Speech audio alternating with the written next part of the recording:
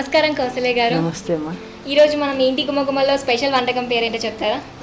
మన చాలా పురాతనమైన ట్రెడిషనల్గా మన పెద్దవాళ్ళందరూ చేసేటటువంటి దప్పడం అంటారు, ముక్కల పులుసు.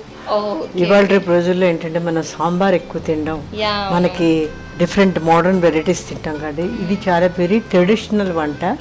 చాలా మందికి అది చేసుకోవడం ముక్కల పులుసు రాదు. ప్రతి శుభకార్యానికి, పెళ్ళికని, ఏ ఫంక్షన్స్కైనా ఈ ముక్కల పులుసు ముద్దపప్పు కాంబినేషన్ అందరూ పెడతారు. అందుకని ఇవాళ మన ఎపిసోడ్లోని ఈ ముక్కల పులుసు తయారు చేద్దాం. సో ట్రెడిషనల్గా ముక్కల పులుసు తోటి ఇప్పుడు ఈ ముక్కల పులుసుకి కావాల్సిన పదార్థాలు చెప్పండి. ఓకే అమ్మా.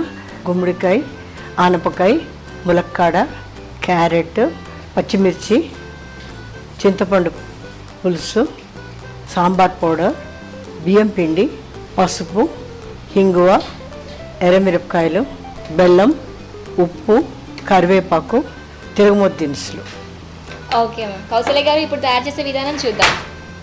ఫస్ట్ మనం ఈ ముక్కల పులుసు చేసే ముందర మనం స్టవ్ ఆన్ చేసుకుందాం. ఓకే. స్టవ్ ఆన్ చేసుకొని ఫస్ట్ అన్ని రకాలైన కూరగాయలని నేను ఆల్రెడీ కట్ చేసి పెట్టాను ఇక్కడ.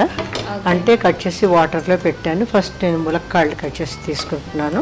సో ములక్కాయలు ఫస్ట్ తీసుకున్నాను. తర్వాత అలాగే ఎర్ర గుమ్మడికాయ. మనకి రకరకాలు ఇవన్నీ ఏంటంటే మనకి పెళ్ళిళ్ళకి, మనకి సంతర్పణలకి అన్నిటికీ చిలకడ దుంపలు, ఈ సొరకాయ ముక్కలు, ఎర్ర గుమ్మడికాయలు, ములక్కాళ్ళు, ఇలా అన్ని రకాలైనటువంటి కూరగాయలు. నిజంగా చెప్పాలంటే ఇది చాలా హెల్దీ డైట్. ఎందుకంటే మనం వీటిల్లో ఎక్కువ ఆయిల్ అదేం వేసుకోము, కానీ ఎంతో టేస్టీగా ఉంటుంది. మనం మామూలుగా రెగ్యులర్ తినే సాంబార్ కన్నా ఇంకా టేస్టీగా అనిపిస్తుంది. దీంతో చక్కగా వేయించినటువంటి ముద్దపప్పు, నెయ్యి వేసుకొని హాట్ రైస్ తోటి తిన్నాం అనుకోండి, చాలా చక్కగా ఉంటుంది. ఎందుకంటే పెద్దవాళ్ళు పురాతన రోజుల్లోనంటే పల్లెటూళ్ళలోని హెల్దీ ఫుడ్ తినేవారు. అంటే చక్కటి బలమైన ఆహారం. ఎందుకు బలమైన ఆహారం అంటున్నాం? ఇందులో ఎన్ని రకాలైనటువంటి కూరగాయలు మనం వేసుకుంటున్నాం.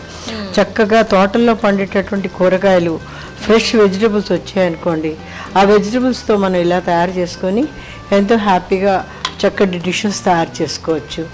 అంటే వెరైటీ ఆఫ్ వంటకాలు పూర్వం రోజుల్లో ఎక్కువగా చేసుకునేవారు కారు. అంటే రకరకాలైనటువంటి వంటల కన్నా, అంటే బర్గర్లు, పిజ్జాలని ఇప్పటిలాగా రకరకాల వాళ్ళకి అంత అవేర్నెస్ ఉండకపోయినా వాళ్ళు ఏం చేసినప్పుడు కూడా ఒక పచ్చడి చేస్తే ఆ పచ్చడి రుబ్బి ఒక రుబ్బు రోల్లో చేశారనుకోండి, మన మిక్సీలో కన్నా టేస్టీగా ఉంటుంది.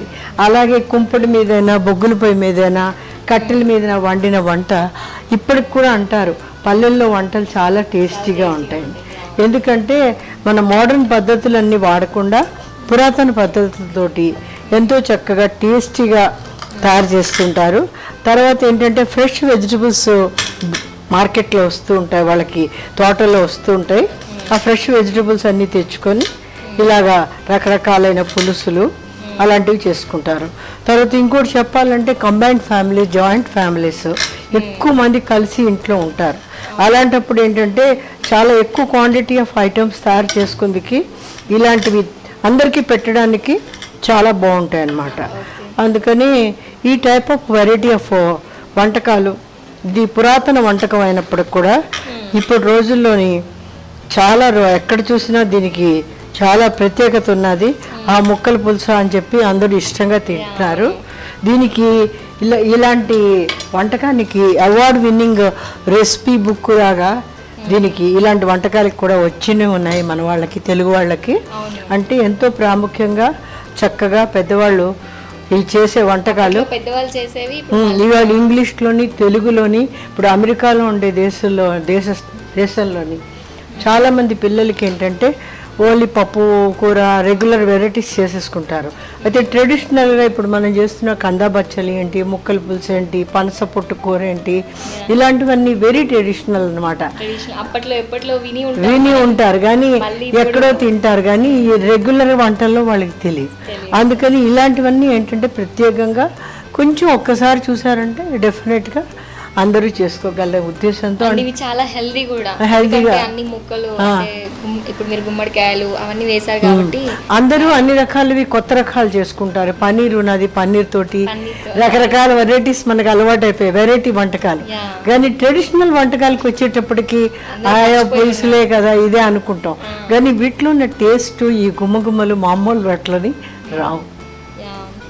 చాలా టేస్టీగా ఉంటాయి. సూప్ అంటేనే మనం ఇప్పుడున్న సూప్స్ ఎక్కువ కంటే ఇలాంటి సూప్స్ చాలా టేస్టీగా ఉంటాయి. థిక్ గ్రేవీ లాగా. దీనికి ఏంటంటే మరి ఎక్కువగా ఉల్లిపాయలు కానీ మసాలా కానీ ఏం ఉండదు. ఓన్లీ బియ్యం పిండి తీసుకుంటున్నాం. ఆ బియ్యం పిండిని ఒక వాటర్లో కలిపి థిక్నెస్గా చేసుకుంటాం. దీనికి వేయించిన కందిపప్పుని బాగా వేయించి ఉడకబెట్టిన పప్పు కాంబినేషన్గా తీసుకుంటారు. అది చాలా బాగుంటుంది అనమాట.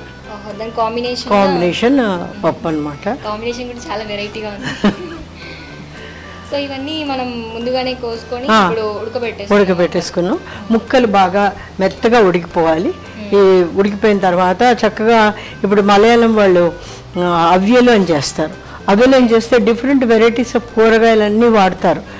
ఇది అరటికాయలు, కంద, క్యారెట్, ఇలా ములక్కాళ్ళు అన్నీ వాడతారు. అలాగే మనకు కూడా చాలా వంటకాల్లో ఇలా రకరకాలైనటువంటి వంటకాలు. దీన్ని దప్పడం కూడా అని అంటారు, ముక్కల పులుసు కూడా అంటారు, తీపి పులుసు కూడా అంటారు. అంటే బెల్లం కూడా వేస్తాం కాబట్టి తీపి పులుసు అంటారు. చాలా మంది బెల్లం ఇప్పుడు తినలేని మోడర్న్ జనరేషన్ కదా, బెల్లం క్వాంటిటీ తగ్గించుకోవచ్చు. బెల్లం ఎక్కువగా తినే ఇష్టం ఉండేవాళ్ళు కొంచెం ఎక్కువగా వేసుకోవచ్చు. ముక్కలు ఇలా బాగా మెత్తగా. మనం గుమ్మడికాయల ముక్కలు, ములక్కాయ ముక్కలు వేసాము, క్యారెట్ ముక్కలు కూడా వేసాము, చిలకడ దుంపలు కూడా వేసాము. ఇంకా ఏవైనా ముక్కలు వేసుకోవచ్చా? మనకి అంటే వంకాయ అలాంటివి ఎక్కువ వేయం, కానీ ఇలాంటి కాయగూరలు మాత్రం చక్కగా వేస్తాము. ఇది గుమ్మడికాయ, చిలకడ దుంపలు, ఆనపకాయ, ములక్కాళ్ళు కంపల్సరీగా ఇలాంటి వంటల్లో ఎక్కువగా వాడతారు. అందుకే అంటారు పెద్దలకి పెట్టే వంటకాల్లో కూడా మనం ఇలాంటివే ఎక్కువగా యూజ్ చేస్తూ ఉంటాం. ఈ రోజులలో ఉన్న వంటకాలు గుమ్మడికాయతో చాలా తగ్గిపోయాయి అలాంటి వంటకాలు. అండ్ ఇప్పుడు మళ్ళీ గుమ్మడికాయ వంటకాలు చూడబోతున్నాం. ఇప్పుడు గుమ్మడికాయలో ఇప్పుడు అమెరికన్ రెసిపీస్ తీసుకున్నాం అనుకోండి, వాళ్ళు పంప్కిన్, వాళ్ళకి హ్యాలోవిన్ టైంలో పంప్కిన్ అంటే దిష్టి తగలకుండా ఉంటుందని చెప్పి పంప్కిన్ ఎక్కువగా పెట్టుకుంటుంటారు అమెరికన్ కంట్రీస్లో. అయితే పంప్కిన్ తోటి ఏంటంటే వాళ్ళు రకరకాల వెరైటీస్ చేస్తారు. పంప్కిన్ పై, పంప్కిన్ సూప్స్, పంప్కిన్తో రకరకాలు చేస్తారు. అలాగని మనం ఏంటంటే మనం గుమ్మడికాయని చాలా ఎక్కువగా వెరైటీస్ చేయం. మనకి ఓన్లీ ఏదో పులుసులో వేసుకోవడము అలా చేసుకుంటాం, కానీ గుమ్మడికాయని మరీ ఎక్కువగా యూజ్ చేయము. ఈ విధంగా బాగా ఉడుకుతూ ఉంటే కొంచెం ఉప్పు పసుపు కూడా ఇందులో వేసేస్తున్నాను. కొంచెం పసుపు వేస్తున్నాను, అలాగే కొంచెం ఉప్పు, తగినంత ఉప్పు కూడా వేస్తాను. 1 టేబుల్ స్పూన్ ఉప్పు. ఉప్పు కొంచెం ఎక్కువే పడుతుంది ఎందుకంటే మనకి క్వాంటిటీ ఎక్కువ ఉంది కాబట్టి. పట్టేస్తుంది. ఉప్పు పసుపు వేసి ఉడకబెట్టుకుంటాం. ఈ విధంగా మనం చేసుకున్నది ఓన్లీ మనకంటే కుక్కర్లో పెట్టి ఉడకపెట్టిన కూరగాయలకి ఇలాగా ఓపెన్ వెసల్లో పెట్టి ఉడకపెట్టడానికి చాలా తేడా ఉంటుంది. కుక్కర్లో పెట్టి మనం 1 or 2 విజిల్స్ పెట్టామనుకోండి, కూరలన్నీ మెత్తగా ముద్దల్లో అయిపోతాయి.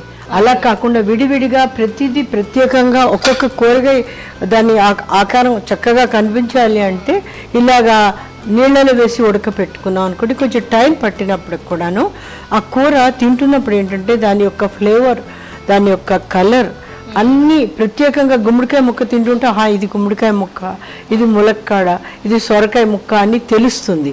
మనం కుక్కర్లో పెట్టేసి వండేసామనుకోండి అవన్నీ మెత్తగా అయిపోయి ఏ కూరగాయ మనకి తెలియదు. అందుకని ఏంటంటే కూరలకి సపరేట్గా ఇలాగా ఓపెన్ వెసల్లోని మనం ఉడకపెట్టుకున్నాం అనుకోండి, కూరలు చక్కగా మెత్తగా ఉడికిపోయిన తర్వాత వాటిలో తగిన ఐటమ్స్ మనం ఏం వేస్తున్నాం అన్నీ వేసుకున్నాము.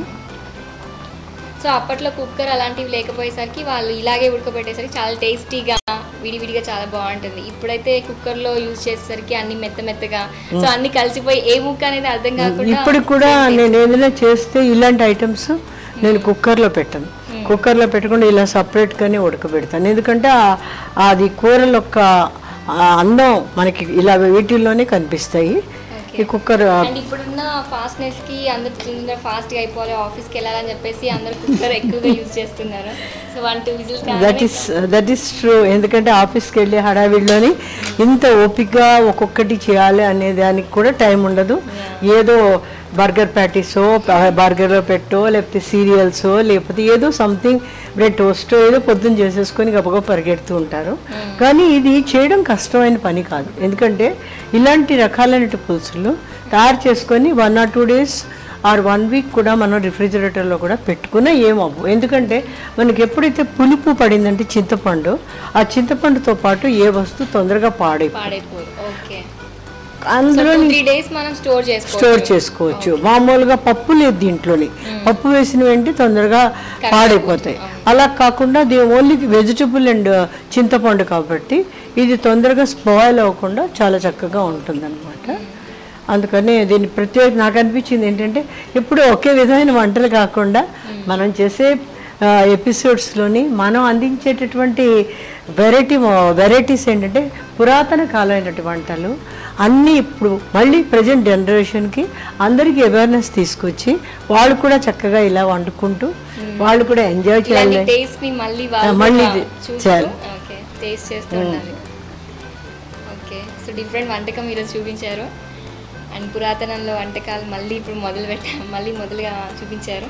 చాలా బాగుంది. మన కూర ముక్కలు చూద్దాము. ఇప్పుడు ఇంకా కొంచెం టైం పడతాయి, ఎందుకంటే ఈ గుమ్మడికాయలు అన్నీ కొంచెం చిలకడ దుంపలు ఉడికిపోతాయి కానీ తక్కనే కొంచెం టైం పడతాయి.